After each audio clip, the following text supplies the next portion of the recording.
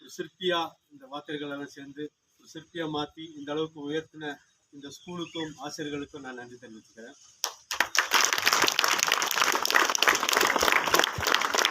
இதில் என்னால் ஒன்றும் இல்லை, உங்களுக்கு சொல்கிறதுக்கு ஒன்றுமே இல்லை.